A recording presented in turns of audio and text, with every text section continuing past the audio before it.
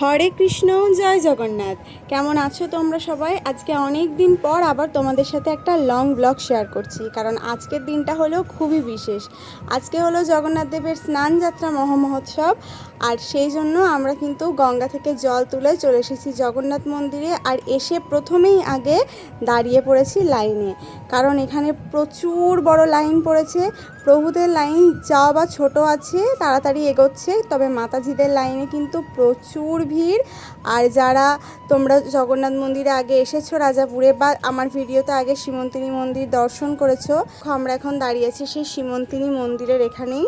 আর এখান থেকেই লাইন শুরু হয়েছে, আর এই এত ঘুরে ঘুরে আমাদের যেতে হবে। ওই যে সামনে দেখা যাচ্ছে কালো ত্রিপল দিয়ে কভার করা স্নান বেদি, তো ওখানেই যাব। তো প্রায় 1 ঘন্টারও ওপর লাইনে দাঁড়ানোর পর এখন আমরা একটু কাছাকাছি চলে এসেছি। আর প্রায় 1.5 ঘন্টা লাইনে দাঁড়িয়ে থাকার পর ফাইনালি সুযোগ পেয়ে গেছি জগন্নাথ দেবকে স্নান করাবার। তো আমি তো আমার ফ্রেন্ডের হাতে ফোন দিয়ে চলে গেছিলাম জগন্নাথকে স্নান করাতে। ওই যে দেখো, আমি জগন্নাথকে স্নান করাচ্ছি। আমার সখা নীল মাধবকে স্নান করাতে পেরে মনটা এত শান্তি লাগছে কি বলবো। আর ওখান থেকে এসে প্রথমে এসেছিলাম চরণামৃত পেতে, আর চরণামৃত পেয়ে তারপর আসলাম ভগবানের দর্শন নিতে। কারণ জল ঢালার সময় যেহেতু পিছনের দিক দিয়ে জল ঢেলেছি, আর তার ওপর এত প্রচণ্ড পরিমাণে ভিড় ছিল যে ভগবানকে শান্তিমতো দর্শন করতে পারিনি। আর তাই এখন চলে এসেছি সামনে থেকে ভগবানকে দর্শন করতে, কারণ অন্যান্য দিনের দর্শনের থেকে আজকের এই স্নান বেদিতে ভগবানের দর্শন কিন্তু একেবারেই আলাদা। কারণ বলা হয় যে স্নান বেদিতে ভগবানকে একবার দর্শন করলে তারা দ্বিতীয়বার পুনর্জন্ম হয় না। তো ভগবানের এই অপূর্ব দর্শন করে নিলাম। আর এখানে হচ্ছে সুন্দর কীর্তন, আর কত ভক্তরা এখানে বসে আছে দেখো। তো ওখান থেকে এখন প্রায় 1টা বাজে চলে এসেছি প্রসাদ পেতে। প্রসাদ পেয়ে আবার যাব। তো এই যে জগন্নাথের টেস্টি টেস্টি খিচুড়ি চলে এসেছে প্রসাদে। তো আগে প্রসাদ পেয়ে নিই, তারপরে আবার অনুষ্ঠানের ওখানে যাব আর তোমাদেরকে পুরো অনুষ্ঠানটা সুন্দরভাবে দর্শন করাবো।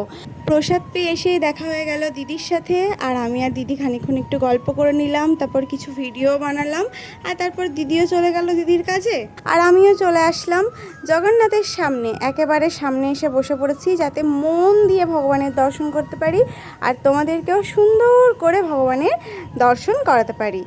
আর সামনে বসে বসে যে ভগবানের কত কৃপা আশীর্বাদ পেয়ে গেলাম, তারাও তোমাদেরকে দেখাচ্ছি। এই দেখো, ভগবানের গলার মালা, ভগবানের পদ্ম ফুল, কত কিছু পেয়ে গেছি। আর এইসব পেয়ে তো আমার মনটা একেবারে খুশি হয়ে গেছে। আর আজ যেহেতু ভগবান জগন্নাথের আবির্ভাব তিথি, অর্থাৎ তার জন্মদিন, আর তাই এখানে এখন ভগবানের জন্য দেখো কেক নিয়ে যাওয়া হচ্ছে। আর এখন ভক্তরা ভগবানকে স্নান করাচ্ছে। এরপর ভক্তদের স্নান শেষে ভগবানকে চন্দন লেপন করানো হবে, তারপর ভগবানের বাড়িধারা দিয়ে অভিষেক হবে, পুষ্প অভিষেক হবে, খুব সুন্দর সুন্দর প্রোগ্রাম হবে। আর তারপর বিকেলবেলা ভগবান কিন্তু গজবেশেও দর্শন দেবে। তো সেই সব কিছু তোমরা এখন দর্শন করতে থাকো। আর আমি ভয়েস ওভার দেবো না, কারণ আমার ভয়েস আর তোমাদের শুনতে হবে না। এবার তোমরা সুন্দর করে ভগবানের অভিষেক দর্শন করো, আর তার সঙ্গে সঙ্গে সুন্দর সুন্দর কীর্তন শ্রবণ করো। কৃষ্ণ কৃষ্ণ হরে হরে, হরে রাম হরে রাম, রাম রাম হরে হরে।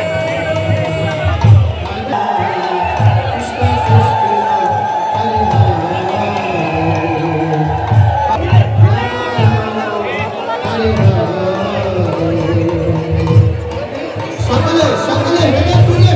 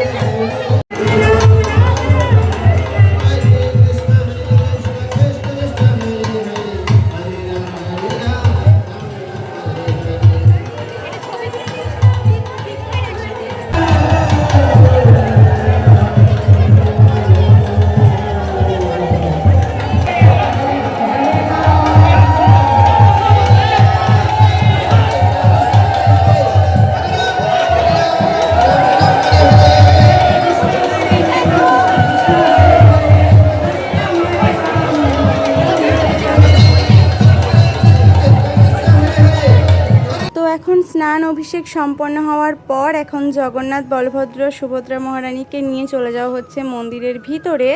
এখন ভোগ হবে, ভোগ আরতি হবে, আর তারপর বিকেলবেলা ভগবান গজবেশে দর্শন দেবে।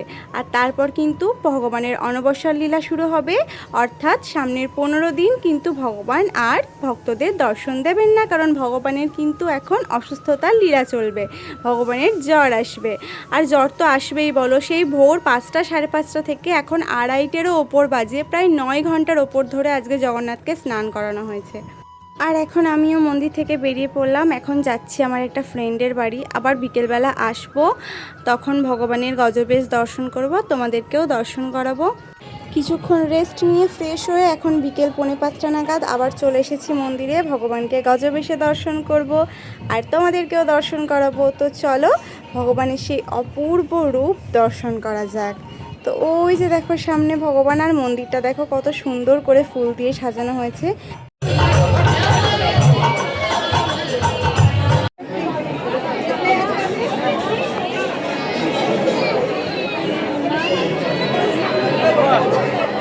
জগন্নাথকে তো গজবেশে দর্শন করে নিলাম, আর তোমাদেরকেও দর্শন করালাম। তোমাদের এই গজবেশ কেমন লাগলো অবশ্যই কমেন্টে জানিও।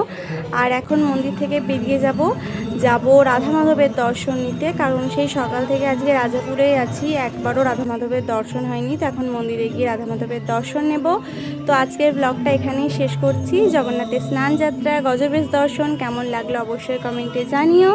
আর এরকমই ভগবান সম্বন্ধীয় ভিডিও দেখতে চাইলে চ্যানেলটা সাবস্ক্রাইব করে দিয়ে পাশে থেকো।